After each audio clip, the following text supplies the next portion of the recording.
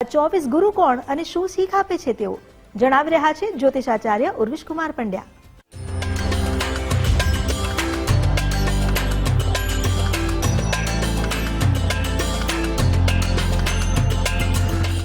ओम दिगंबराय विद्महे योगीश्वराय धीमहि तन्नो दत्तः प्रचोदयात।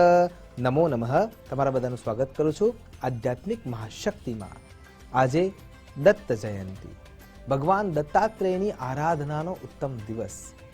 પણ આ જે દત્તાત્રેય ભગવાનનો પ્રાદુર્ભાવ થયો એના પાછળ એક ઉત્તમ ઘટના છુપાયેલી છે।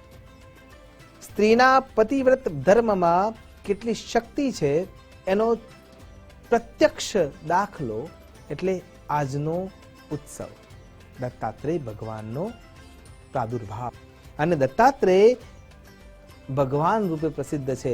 એમને 24 ગુરુ પોતાના જીવનમાં બનાવ્યા છે અને 24 ગુરુની ગાથા સાચા અર્થમાં આપણને ધ્યાન મૂલમ ગુરુર્મૂર્તિ, પૂજા મૂલમ ગુરુર્પદમ, મંત્ર મૂલમ ગુરુર્વાક્યમ, મોક્ષ મૂલમ ગુરુર કૃપા એ આપવા માટે સમર્થ બની જાય છે। તો આપણે એ 24 ગુરુમાંથી દત્તાત્રેય ભગવાને જે પ્રેરણા લીધી અને એમાંથી આપણે શું પ્રેરણા લઈ શકીએ અને આપણા જીવનને કેવી રીતે કટિબદ્ધતાથી ઉત્તમતા તરફ લઈ જઈ શકીએ એ ભાવના સાથે આપણે એ વિચાર કરવો જોઈએ। તો સૌથી પહેલા દત્તાત્રેય ભગવાનના ગુરુ છે, એમાં સૌથી પહેલું નામ આવે છે પૃથ્વી। પૃથ્વી ધારણી શક્તિ સાથે છે। એ આપણા સૌનું મળમૂત્ર સહન કરે છે, આપણા સૌના પદઘાતને સહન કરે છે, આપણે જેટલા વિસ્ફોટ કરીએ છીએ તે સહન કરે છે અને છતાંય ક્ષમા અને શીલતા સાથે એ આપણને સૌને માફ કરતી રહે છે। એની આદ્રતાથી આપણે સૌ જીવીએ છીએ, એના ધૈર્યથી આપણે સૌ સ્થિર રહી શકીએ છીએ। એટલા માટે એમના પહેલા ગુરુ એ પૃથ્વી છે। એમના બીજા ગુરુ છે એ જળ છે। જળમાં જીવની શક્તિ રહી છે, એટલા માટે દરેક જગ્યાએ શીતળતા વ્યાપ્ત કરતા રહેવાના કારણે થઈને એ જળ છે એ સર્વગ્રાહી બની જાય છે અને સર્વમાં રૂપાંતરિત પણ થઈ જાય છે। એટલા માટે એમના બીજા ગુરુમાં જળ જોવા મળે છે। આપણે પણ આપણા મનમાં સર્વગ્રાહીપણું એટલે કે વસુધૈવ કુટુંબકમની ભાવના સ્થિર કરવી પડે। એમના ત્રીજા ગુરુમાં વાયુ છે, જે ગંધનું વહન કરે છે પણ છતાંય નિર્લેપ રહે છે, જે પ્રાણવાયુ રૂપે સર્વત્ર વ્યાપ્ત રહે છે અને વ્યાપ્ત રહ્યા હોવા છતાંય એ બધાથી નિર્લેપ છે। એ કોઈનામાં ભળ્યા હોવા છતાંય એમાંથી દૂર થઈ શકે છે। એમ આ સંસારમાં રહ્યા હોવા છતાંય એની માયાથી દૂર રહેવાની જે પદ્ધતિ છે એ વાયુ શીખવે છે। એટલા માટે એમના ત્રીજા ગુરુમાં વાયુ આવે છે। એમના ચોથા ગુરુ અગ્નિ છે, જે સર્વગ્રાહી છે, તમામ પ્રકારના સાધનોનું એ ભક્ષણ કરી લે છે। એમ સંસારની માયાના તમામ દબાવો હોવા છતાં પણ તમારું લક્ષ્ય ઉર્ધ્વગામી હોવું જોઈએ અને એટલા માટે એમના ચોથા ગુરુ અગ્નિ છે। એમના પાંચમા ગુરુ આકાશ છે, જે અનંત હોવા છતાંય તમામ પ્રકારના જીવની સૃષ્ટિને ધારણ કરનારા છે। કહેવાનો અર્થ એ છે કે મૌન રહીને સેવા કરનારા બનો, બધાને સાચવનારા બનો। એમના છઠ્ઠા ગુરુ સૂર્યનારાયણ છે। સૂર્યનારાયણની નિયમિતતા, દ્રઢતા, સમય સૂચકતા ક્યારેય બદલાતી નથી। જે સમય એમનો નિશ્ચિત છે એ નિશ્ચિત સમયમાં જ એ પ્રગટ થાય છે અને અસ્ત પણ થાય છે। સૂર્યનારાયણ છે, જે સતત અગ્નિની લપટોમાં પ્રવાહિત થાય છે અને એના થકી રશ્મિઓ થકી બીજાને પ્રકાશિત કરે છે। એ સૂર્યનારાયણ છે। એમના સાતમા ગુરુ ચંદ્ર મહારાજ છે। એ ચંદ્रमा સૂર્યનારાયણમાંથી પ્રકાશ લે છે એટલે કે દાન સ્વીકાર કરે છે અને પૃથ્વીને શીતળતાની ચાંદનીમાં તરબતોડ કરીને પોતે દાન આપે છે। એ એવું સમજાવે છે કે સદૈવ બીજાના હેતુને સિદ્ધ કરનારા, બીજાને શાતા આપનારા બનો। એટલા માટે એમના સાતમા ગુરુ ચંદ્ર મહારાજ છે। એમના આઠમા ગુરુ સમુદ્ર છે। તમામ પ્રકારની નદીઓના જળને સંગ્રહ કરીને પણ એ પોતાની મર્યાદા છોડતા નથી। શીતળતા કે ખારાશ હોવા છતાંય અન્ય માટે મીઠાશ આપી જ શકાય છે। સ્વરૂપ ગમે એટલું વિરાટ હોય, વિશાળ હોય, પણ મર્યાદા ક્યારેય ઉલ્લંઘિત ના થવી જોઈએ। એટલા માટે એ સમુદ્રને પોતાના ગુરુ બનાવે છે. અજગર એમનો આગળનો ગુરુ છે. એ એવું સમજાવે છે કે શીતકાળમાં અથવા વર્ષા ઋતુમાં જ્યારે ખોરાક મેળવવો અઘરો થઈ જાય છે ત્યારે જે મળે છે એના અંદર એ સંતોષ માની લે છે. માટે લાલચ, ઈર્ષા અને દ્વેષ આપણને મૃત્યુના ઘાટ ઉતારનારા બની રહેશે. એ શિક્ષણ આપણને મળે છે એટલા માટે કપોત એમનું ગુરુ બની જાય છે. પતંગિયું આગળ એમનું ગુરુ છે. તો પતંગિયું આપણને શીખવાડે છે કે આ શરીર નશ્વર છે.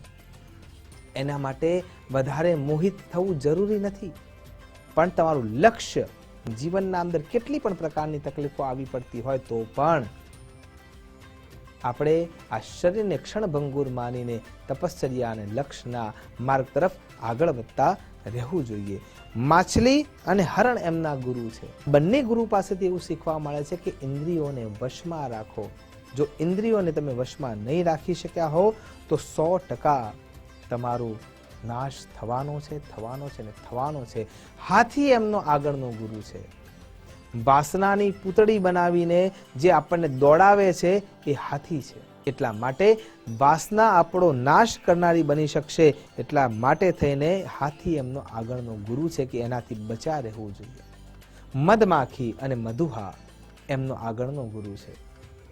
એવું સમજે છે કે આત્માનો મુખી થવાની જગ્યાએ સ્વાર્થી થવાની જગ્યાએ પરમાર્થી થાય. એમના આગળના ગુરુમાં ફુરર પક્ષી છે. ફુરર પક્ષી માંસના ટુકડાને લઈને ઉપર ઉડતું હોય છે અને એ સમયે અન્ય મજબૂત પક્ષીઓ એના ચાંચમાંથી એ માંસના ટુકડાને લઈ લે છે, પડાવી લે છે અને ત્યારે એના મનમાં એમ થાય છે કે આ ટુકડાને હું છોડું છું ને ત્યારે મને શાંતિ મળી શકે છે. અને જો ખરા અર્થમાં શાંતિ જોઈતી હોય તો અંદરના ષડરીપુઓને છોડવા પડશે અને તો જ તમને શાંતિ મળી શકશે. એમના આગળના ગુરુ છે સર્પ. ઉદ્દંડતા, દૃષ્ટતા અને વિષતા જેનામાં છે એનું પરિણામ એને એકલતામાં રહેવું પડે છે. આગળના એમના ગુરુ છે બાળક. 6 પ્રકારના દોષો કામ, ક્રોધ, લોભ, મોહ, મદ અને મત્સર આ 6 દુશ્મનો જેમાં નથી એટલા માટે એનું સ્મિત, એનું સૌંદર્ય બીજાને સુખ આપનારું બની જાય છે. એટલા માટે બાળક એમનું ગુરુ છે. એમના ગુરુમાં આગળ છે કુંવારી સ્ત્રી. એ સમજાવે છે કે આપણે આપણા જીવનને જો ઉત્તમ બનાવવું હોય તો સંઘર્ષોથી દૂર રહેવું પડશે. અને જો તમે સંઘર્ષોથી દૂર રહી શકશો તો તમારો એકાંત જ તમારો સાધ્ય પદાર્થ બની જાય છે. આગળના એમના ગુરુ છે પિંગલા વૈશ્યા. સ્ત્રી જ્યાં સુધી યુવાન હતી ત્યાં સુધી એ ઉપભોગનું સાધન થઈ ગઈ હતી, પણ જેમ જેમ એના શરીરની સુંદરતા નષ્ટ થવા લાગી એમ એમ એની પાસેથી તમામ પ્રકારના વ્યક્તિઓ દૂર થવા લાગ્યા અને એને આ ભવ અને પરમાર્થનો ભવ બંને બગાડી દીધો. એટલા માટે એ તિતિક્ષાના ભાવથી એ એમની ગુરુ બની જાય છે. લુહાર એમનો આગળનો ગુરુ છે. નકામા પડેલા લોખંડના ટુકડાઓને અગ્નિમાં તપિશ કરીને એમાંથી ઓજાર બનાવવાની ક્ષમતા જ્યારે લુહારમાં જોવામાં આવે છે ત્યારે એમને સમજાય છે કે જો તમે નકામા હોવા છતાંય વારે વારે દુઃખના ગાતને સહન કરી શકશો અને તપિશને સહન કરી શકશો તો પણ તમે કાર્યદક્ષ બની શકશો, સુયોગ્ય બની શકશો અને અન્ય માટે ઉપયોગી બની શકશો. એટલા માટે લુહાર એમનો ગુરુ થઈ જાય છે. એમના આગળના ગુરુમાં આવે છે કરોડિયો.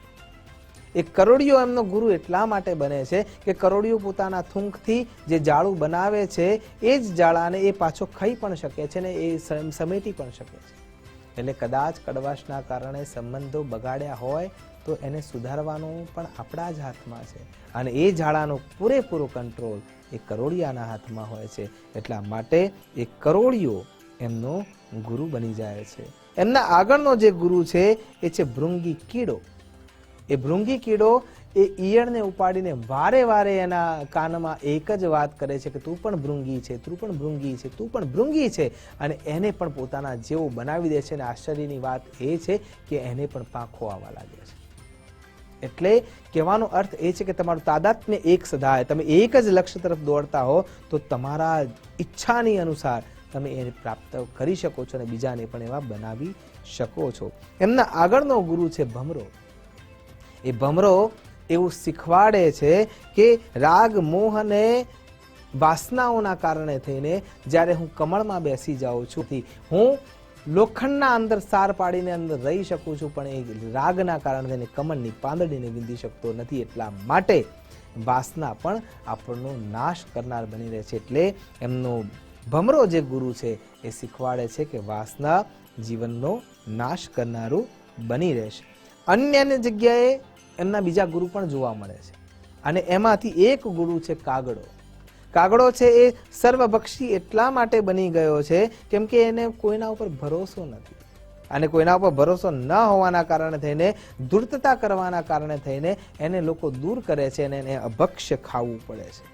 એનાથી આગળ એમના ગુરુ છે યમ મહારાજ, જે મૃત્યુ પછીનું જીવન જીવવા માટે ક્ષમતા આપે છે એ યમ મહારાજ છે અને એટલા માટે થઈને યમ મહારાજ પણ એમના ગુરુ છે. આમ ભગવાન દત્તાત્રેય જે 24 ગુરુઓ પોતાના જીવનમાં બનાવ્યા છે એ તમામ પરથી એક અલગ પ્રકારની પ્રેરણા આપણને મળે છે અને એ પ્રેરણા જો આપણે આત્મસાત કરી લઈએ તો જીવન આપણું ઉત્તમ બની શકે છે. આશા કરું છું ભગવાન દત્તાત્રેય ગુરુર બ્રહ્મા ગુરુર વિષ્ણુ ગુરુર્દેવો મહેશ્વર ગુરુર સાક્ષાત પરબ્રહ્મા તસ્મૈ શ્રી ગુરવે નમઃ એ આપણા ઉપર અનન્ય કૃપા વરસાવે અને આપણે સદમાર્ગ તરફ આગળ વધી શકીએ એ જ અભ્યર્થના સાથે નમસ્કાર. અસ્તુ સદા શિવોહમ. નમો નમઃ.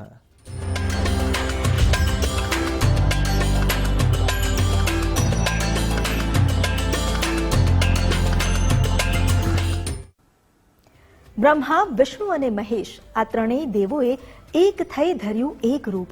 અત્રિ અનસુયાના સૂત થઈ લીધું દત્તાત્રેય નામ. ભગવાન દત્તે જીવનમાં 24 ગુરુ કર્યા. એ જ સમજાવે છે કે તેઓ કેવા સહિષ્ણુ છે.